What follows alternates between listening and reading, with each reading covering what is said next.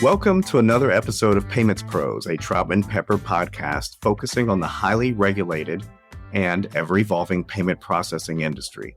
This podcast features insights from members of our fintech and payments practice, as well as guest commentary from business leaders and regulatory experts in the payments industry. My name is Keith Barnett. I'm one of the hosts of the podcast. And before we jump into today's episode, let me remind you to visit and subscribe to our blog, TroutmanPepperFinancialServices.com. And don't forget to check out our other podcasts on Troutman.com/podcast. We have episodes that focus on trends that drive enforcement activity, digital assets, consumer financial services, and more. Make sure to subscribe to hear the latest episodes.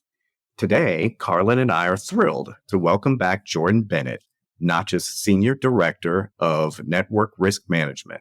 This time, he's here for a special two-part series on the newly approved rules designed to combat credit push fraud. By way of background, credit push fraud has been increasing in recent years. And in fact, Nacha released its risk management framework for the era of credit push fraud in late 2022. That release focused on increasing awareness of frauds using credit push payments, such as business email compromise and other impersonations. And last year, Jordan led our podcast by discussing that issue. And if you missed that podcast, please do not hesitate to go to it. It was on June 6th where we released that. And so by way of background for today's episode, there were new rules approved by Nacha's members on March 18th, 2024. These rules aim to mitigate fraud incidents such as business email compromise, which I just discussed, and efforts to exploit credit push payments. In the first part of this series, we'll explore the risk management package. There, we will discuss the comprehensive set of rules and multiple rule amendments that were included. The rule amendments will be effective in October of this year, at least the first parts, and they are part of this larger risk management package that Jordan will discuss. And without further ado, Jordan, it's great to have you back. And thank you for joining us to discuss these significant rule developments. Yeah, thanks for having me on. I do want to point out that the effective dates do start at the end of this year for some, but some of them are all the way out into 2026. So we do have some time for folks to prepare for these and to get ready. And that last podcast we did, we talked about some RFCs that were out, some requests for comment. And you'll see that most of what is in this package was in that we discussed in that RFC. There are some changes. It took us quite some time to get these right. We wanted to make sure that as these amendments to the Nacha rules went out to balloting, that they were exactly as they needed to be to help the network and to reduce the incidence of credit push frauds and to give financial institutions useful tools. So it's an excellent package that went out. And then, of course, this update, we're not finished. The framework is there to guide us for the long term. So Nacha is constantly updating the rules, having RFCs, requests for comments, putting out new ballots. So we want to make sure that we are meeting the needs of the industry. And this is just one example of what we're doing to help the industry out. No, thanks. And that's helpful because one of the things that the industry has been talking about is exactly what you discussed, the risk management in payments. And so in addition to what you just mentioned, is there anything else that Nacha is doing to address issues around payments fraud, especially around credit push fraud?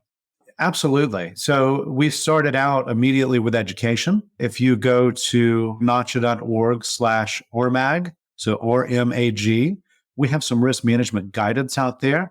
It's from a group of risk and compliance experts that get together and discuss things we should do for white papers, for guidance, for guidelines.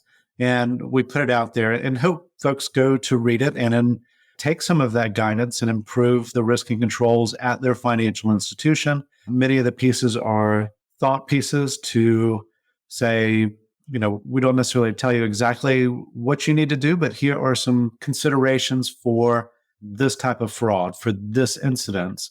How can you think about it and how can you help your financial institution protect yourself? Right. There's also pieces we put out through different groups, not just RMAG, but just go around to the Nacha website and look for, explore that website. There's lots of good material out there. Well, that's great. And the other thing that is on the Nacha website are these new rules. And so you'll have a lot of viewers on your website, and we also have quite a few listeners as well. So for our listeners, could you briefly summarize the rules that were recently approved? Sure. So the rules are really intended to fit together as a big package. They work together essentially as a team to kind of help us in the industry mitigate some of the effects of credit push fraud. The idea is to increase awareness of fraud schemes, reduce the incidence of successful fraud attempts, and then improve recovery after frauds have occurred.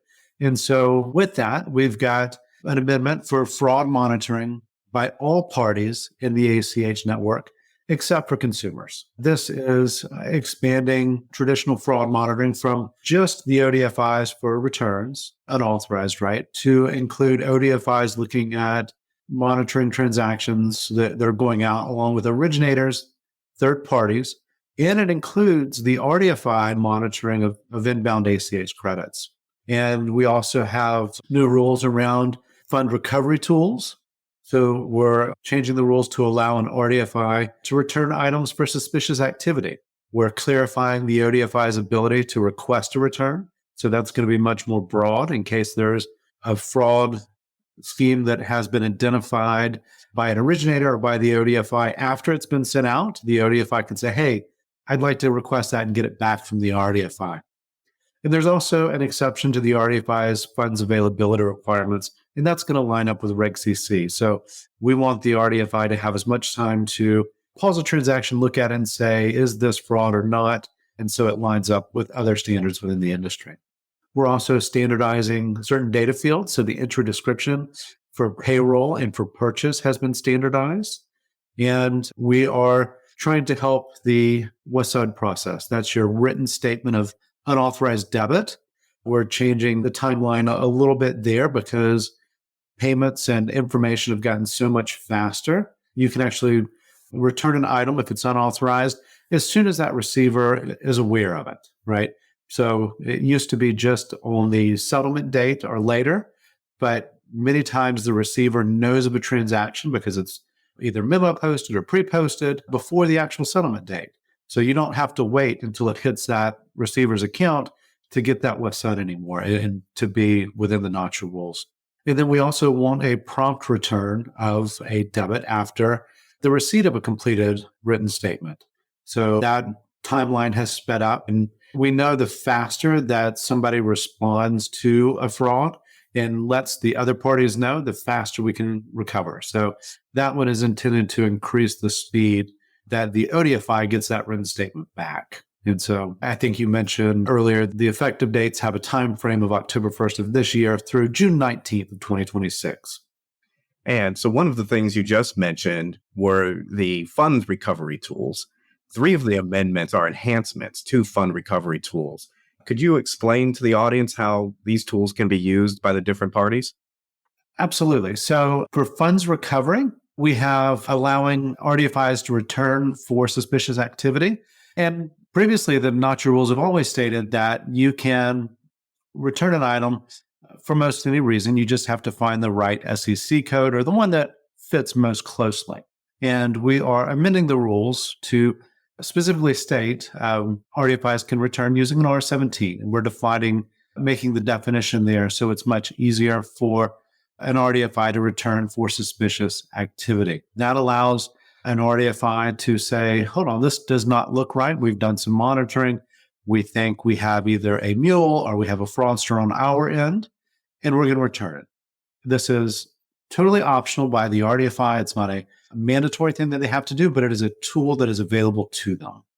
We also have the ODFI's ability to request a return. The reasons an ODFI could request a return previously were somewhat limited, and we now are stating that it's much more broad. And we've got a new term that we have defined. It is called false pretenses, And you're going to see a number of the new rules include references to this newly defined term. And so I do want to read you kind of the language there. False pretenses is the inducement of a payment by a person misrepresenting that a person's identity, that person's association with, or authority to act on behalf of another person, or the ownership of account to be credited. So a number of these rules have that in there. And for that particular rule, you can return those if you find out, or you can ask for the return of the RDFI as an ODFI if you want to try and recover those funds after you identify what you think is a fraud. And that last one is the exception to the RDFI's funds availability requirements. This exception is changing the Nacha rules to align with Reg CC. It doesn't go above and beyond that. You still have to give availability, but you have a little bit more time to do that research in cases of suspected fraud. Thanks, Jordan. And you also mentioned earlier a little bit about the standardization of information. What is the reasoning behind these changes? So the standardization here is, so an RDFI, if they choose to, as part of their monitoring, can put these terms into their algorithms or their tools to look for red flags. You would be absolutely surprised the number of ways you can say payroll. And for payroll misdirection fraud, if an RDFI can screen for, one customer getting multiple payrolls when this is unusual, they can, if they're screening for one word as opposed to all of the different ways that you can say payroll. It doesn't seem like there'd be a lot of ways, but there are. You can say, payroll, you can say PPD payroll, you can say paycheck. I mean, different companies put their initials in front, so you know that it's coming from this payroll provider or that it's coming from this employer. So standardizing that to one way is going to give those RDFIs who choose to look for that a much easier way to search and say, hold on, it looks like Carlin got 4 payrolls today. That doesn't seem right. Let me pause and look and see, oh, wait, these are different names. So it's just one of those flags that can be used, right? It's not something that is going to be mandatory on the RDFI side, but it's just a flag that, normally you receive, I'm sure, every 2 weeks, one dedicated payroll. And, if you're tricked into becoming a mule or you're a fraudster and you start receiving a bunch, that should be a flag to the RDFI. So how can organizations adapt and use this information? I mean, you mentioned, if I receive multiple payrolls, that's obviously a red flag. Are there other things and other ways organizations can use this information? You're talking about the standardization? Yes. Yeah. So, anytime that you can make something more standard, it is easier. If you'll remember back in the original RFC podcast that we did, we had the name standard in there. And that didn't go through. We got a lot of feedback that it is extremely hard. Think of all the different ways you can say one person's name. And the fact that the ACH has been around for 50 years now, people have their patterns and their ways of doing things. And others thought it would lead to mandatory name matching, which is not what we're trying to do. But having a standard makes it much easier. So we are going to put the name standard into the guidelines. We're going to put out some guidance on standardizing a name. So RDFIs can see, when something comes in as, Carlin, or if you have a joint account with your husband, or people have, they go by different names, nicknames, whatever, that can all kind of be worked through. But if something, if you all of a sudden get Keith into your account, that should be a red flag, right? Standardization of how that name can come in. And so you see most of your names, or you see the payroll, or you see purchase in the entry description, can really help RDFIs narrow down their search and really help their algorithms find these red flags that are going to be then brought up to a bank employee to investigate further. And the last thing I want to ask you about is you noted a group of changes surrounding WSUDs, or those written statements of unauthorized debits, which are used for returning unauthorized debit payments. Why are these changes part of this package of amendments? Sure. So, we are always looking at ways to improve the rules. We are focused right now on credit push fraud, but that does not mean debit fraud has gone away, right? We are trying to protect consumers and businesses from all types of fraud, and having these tools helps in the same way that some of the other credit push fraud amendments do, right? We are trying to enhance the recovery of funds and to speed up that communication. So the faster somebody can acknowledge that something is unauthorized and return that to the RDFI or the ODFI, the better. And one thing I'd like to point out here is that all of your returns can go same day, and there's not a charge for that. That is something that we always would like RDFIs to be aware of and to use, is that same day ACH for returns. The faster we can get information back to the other party, the faster we can identify potential fraudulent situations, potential fraudsters, and get them off the network. All right. Jordan, that was great. Thank you for this first episode, and thank you to all of our listeners for listening to us on this first episode. We want to make sure that you tune in to part 2 of this series, where we will discuss fraud monitoring. And don't forget to visit our blog, troutmanpepperfinancialservices.com, and subscribe so you can get the latest updates. Also, please be sure to subscribe to this podcast via Apple Podcasts, Google Play, Stitcher, or whatever platform you use. We look forward to part 2.